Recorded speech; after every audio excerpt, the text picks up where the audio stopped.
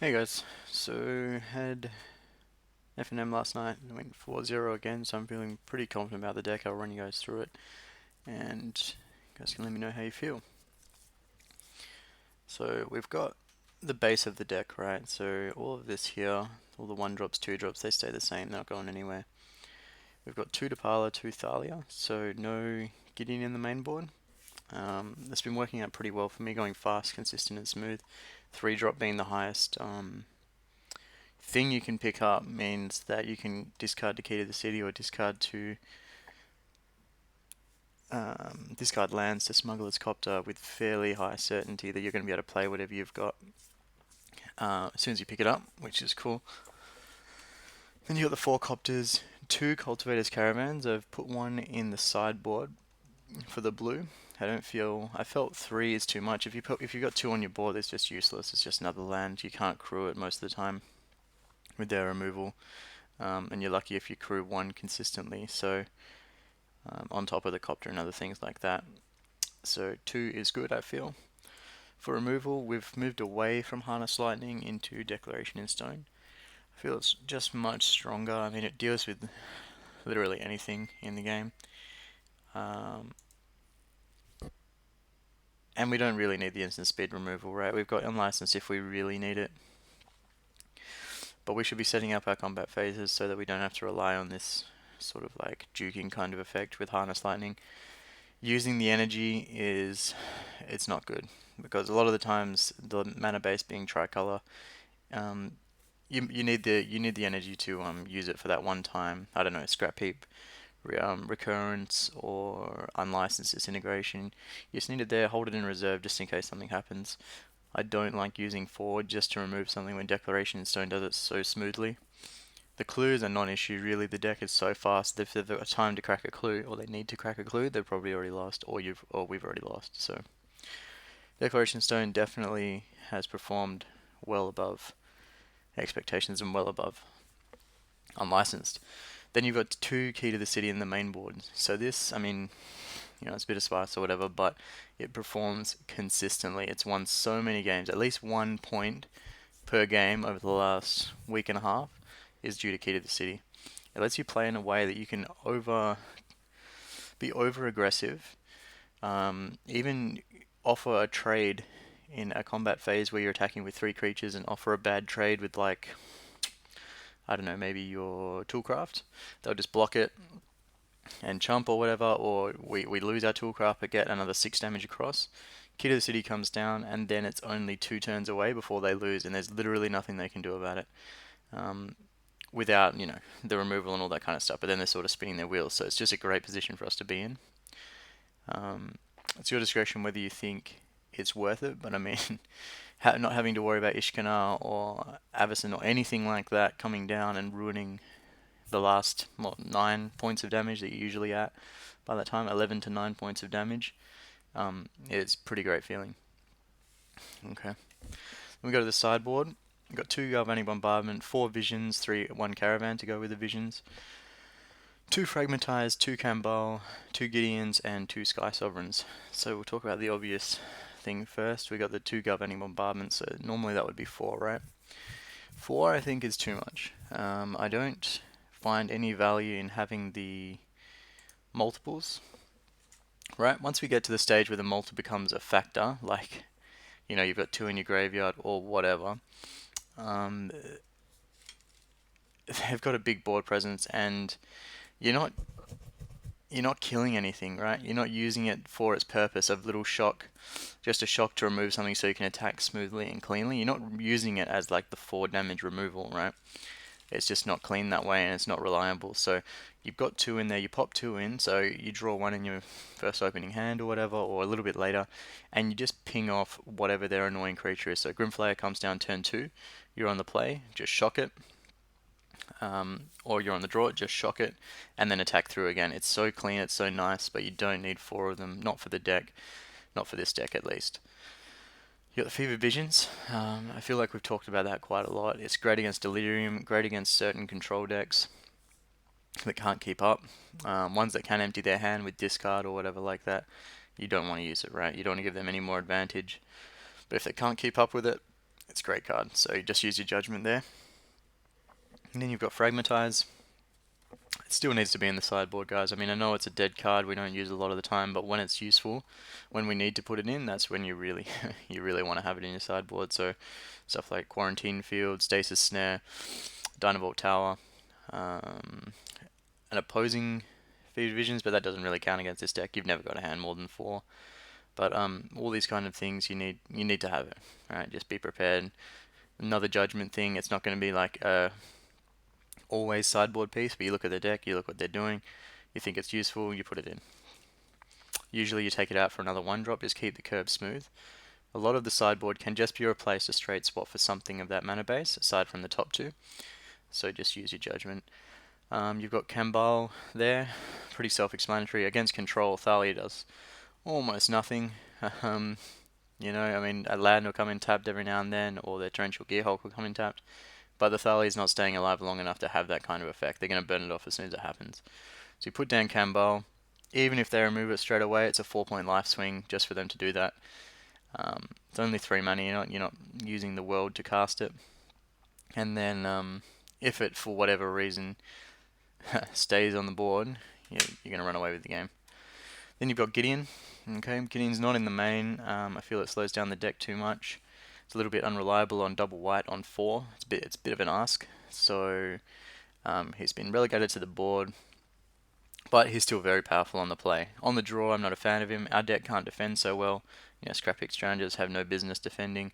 If you want to leave up a Scrounger to defend with a Cultivator's Caravan, that's a bad spot to be in. I'd rather not be in that spot for such an aggressive deck with so much reach with Key to the City. So Gideon goes in on the play, drop it for an emblem, but usually if you're on the play, you've got so much control of the board state that you can just make a knight, then start ticking up. It's pretty great. Then you got Sky Sovereign. Sky Sovereign is it's a real MVP in a lot of situations. Comes down against Blue White Flash, just takes the game all the way. There's very little in their deck they can use to deal with it. By the time he comes down, you've got to hope they've used their Stasis Snare by then. They're gonna have to, right? They can't just keep letting you attack with whatever you've got, Thalia, say, or Smuggler's Copter. Hopefully by then they don't top deck it or whatever, but it's still huge when it comes down. You'll usually get something back from the Queller, or you'll hit a Selfless Spirit and start attacking it nice and smooth. So that's that. We'll go to the sideboard plans, I guess. So we've got Blue White Flash first up. Stuff we want in, we'll do that first. So we want the Skyship in, right? I don't know where that just went. There it is. Okay, cool. So we got the Skyship in first. 2 Fragmentize. Let's just say they're going to stick strong with this Stasis Snare plan.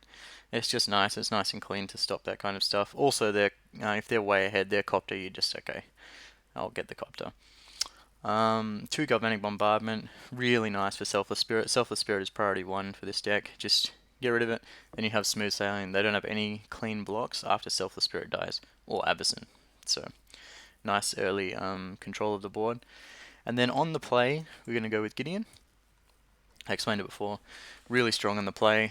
Even if they stop it with their Queller, you're just going to burn it next turn. You wait, hold your removal, burn it. And then they're even spinning their wheels, they're even further behind. So what do we need out? So things that don't have so much of an impact is a 2-3, like Inventor's Apprentice. Not so good. Can't attack into Reflector Mage, can't attack into Spell Queller. Not really. You need 3 power to get through against the deck. So further than that, we'll go 2 Thraben Inspectors. Not so good on the play. We're not really going to get a chance to use the clue. A lot of the times the clue is just there for artifact generation. And we'll take out 2 Deck in Stones to make room for the Galvanic Bombardment. And then the last thing is 2 Cultivator's Caravans. We don't need them. They don't really do anything. We don't need them for the mana anymore, and Gideon's just straight up better in this situation, I feel. So that's that. On the draw, what have I done? So the Gideons are not in on the draw. There's no way you'll ever cast it cleanly or ever really get it off if they're playing the way that deck should. And that means that the Cultivator's Caravans go back in. Get you up on mana, so they increase your tempo when you're on the draw. So hopefully on turn 3 you can sort of get something going, like a turn 3 caravan plus Inventor's Apprentice or Toolcraft Exemplar, and sort of build your board back up into a skyship. So kind of good.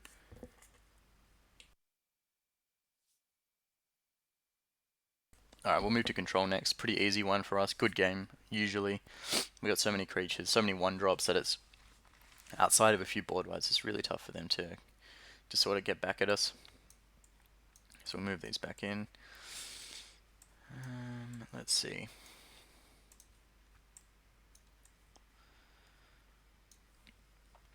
Okay, so Kambal is the obvious one. Go straight in. Nice, easy, obvious choice. Then Fever Visions. So the Fever Visions package comes in. Use your discretion, like I said on this. They're playing blue-white. Go ahead, use it. They can't use any of their draw spells without further hurting themselves. If it's something like Esper or something like that, where they've got a good discard outlet, or they're just going to keep running spells into, they're the cheap kind of one, like they've got Grasp, they've got all these little kind of things, and they're just an attrition sort of deck, they're going to keep up with you, then maybe their hand is going to be lower, like white-black or whatever.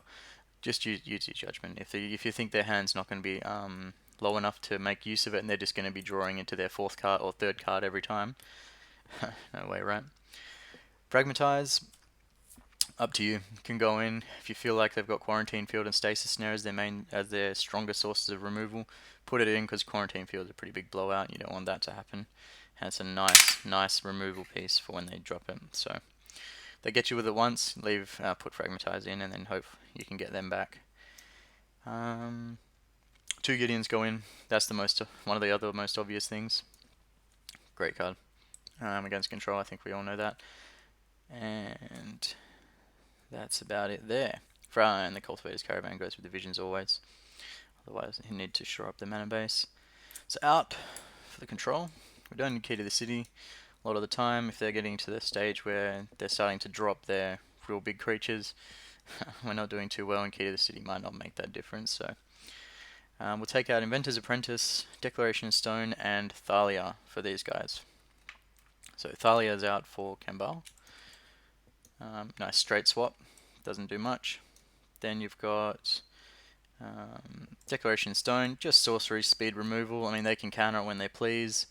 Really, they have a lot of control over sorcery speed removal, so not that great, and haven't got much to remove in most cases. Then I think we need one more. The Inventor's Apprentices, we already said that, right? So 3 of those. 2/3, it isn't the most aggressive of our 1-drops. And we're just swapping that out for Visions. So I think Visions is a bit stronger than a 2/3. But yeah, up to you on the 1-drop situation. I mean, if you think they've got a lot of shocks, like if they're running red, and they've got 4 Galvanics, then you got to be careful. Then you might take out the Toolcrafts or something like that, because they're just going to get wiped off the field, and Inventor's Apprentice is a bit more resilient to that. So that's that one. Then we've got Greenback Delirium. So let me reset this. Make it a bit nicer for us. Easier to read. All these go out. These go back in. Key to the City is in. Cool.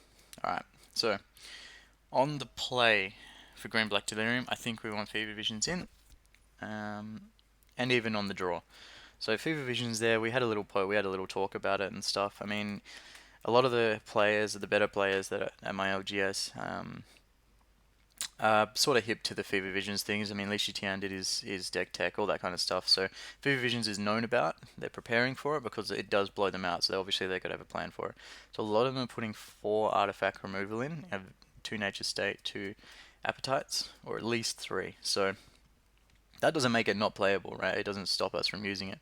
We just got to be careful about when we play it and timing. So the first thing you got to balance is their hand size versus using Fevered Vision. So you can't use it too late, or they're just going to get a bonus effect from it. You want to drop it early, but you want to drop it, say, after a Caravan, after a Copter, or after a Key to the City. You need to bait it out. They'll go, okay, I'm going to stop the damage, and then you're like, okay, main phase 2, Fever Visions. Great. That's often how it goes. They're going to their natural inclination is just to remove Smuggler's Copter with the natural state. That's just a nice clean way for them to get rid of it, and their board state progresses where ours is down. Fever Vision's main phase 2, then you roll away with the game. It's really, really good, guys. I'm sure a lot of you that have used it have had some great results. Then you put Gideons in. So Gideons can go in the main, on the play only, I feel. On the play, Gideon is really strong. We've talked about it already. To go out, we're going to take out the Toolcraft exemplars. That's pretty of a no-brainer. Lily just stomps us. She does such a good job of holding us back. So a Toolcraft is a really, really nice trade for them. And we don't really give them that for free. We can't take out Veteran Motorist. It's one of our variance reductions, and that's one of the big strengths of this deck, especially with the land base. Getting to choose what you draw, especially before like you drop it. Crew Smuggler's Copter, and then you get to scry and choose what you scry. Choose what you draw from the Copter. Very, very cool, and it's the strength of the deck. It's what makes the deck work. So you can't take, in my opinion, you can't take those out. And then one Thraben Inspector to make up the difference there.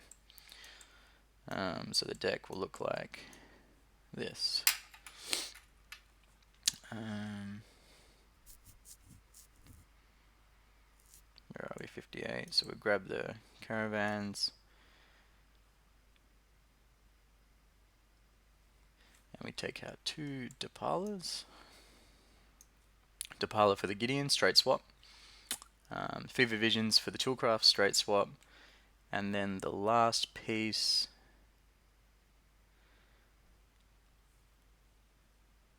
Toolcraft, Visions, and then 1 Thraben Inspector, right? 1 Thraben Inspector for the extra caravan that we need, okay? Last one is vehicles. Oh, no, on the draw, sorry. On the draw. So on the draw, just the same, except Gideon goes out. They're going to have a lot more board control than us, and Skyship comes in. So Skyship's great on the draw. As soon as you hit 5, board state becomes in your control. They can't really deal with it. I'd almost recommend putting it in on the play if you're feeling comfortable, if you're feeling like they're running a slow version of it, like a toolbox version. Great. If they're running like the 3 and 2, 3 flayers and 2 advocates like we've been talking about, it might not be quick enough. It might slow us down too much to have the Skyship plus the Gideon. It moves us more into the mid-range section, especially with the Fever Visions. I don't think that's cool for the play. I think on the play we're very fast. They're going to have a tough time dealing with it with Key to the City as it is. Might just be win more at that point. So use your judgment on how they're playing and how they are as a player. But I think Skyship can be just in the board on the draw. Other than that, exactly the same. If I got anything to put back, so Toolcraft comes back. Skyship goes back there. And Depala plus a Thraben should be here somewhere. Yep, Thraben, great. Okay, then we got the mirror. Red Ride Vehicles is more popular since the win that they had there. Pretty easy deck for us to get around. We're just the slightly more, I guess, flexible version, you could say. I mean, theirs is much more focused, very fast, but we've got the same creatures to sort of match it. So their speed is sort of negated by our exact same creatures, so exact same base at least. So they can't really just crash in like they would against other decks as like faster than us. So it negates that quite a lot. But what we still want to put in on the play, we'll take out 2 Deccan Stones, we'll take out 2 Toolcraft Exemplars, and we'll pop in Galvanic for the Deccan Stones, and Gideons for the Exemplars. Now it's a safe bet if you're versing vehicles that they're going to put in 4 bombardments, right? So that's pretty strong against the most of our base, but we can't take out all of it or we lose our deck. So just 2 Toolcrafts, which is the most susceptible for a Galvanic bombardment. Pop it in, have our own extra removal, and then we've got Gideon for in there as well. As we discussed, it's as strong as it gets on the play. If you've got control, it just runs away with the game. I mean, it's $30 for a reason, right? Like, we all know about Gideon. And on the draw, same situation as before, guys. Same situation. Skyship goes in, Gideon goes out. That's it. Bombardment stays in, Gideon comes out, and that's it. So the toolcrafts are out, and we'll also keep in on the draw. What have I done here?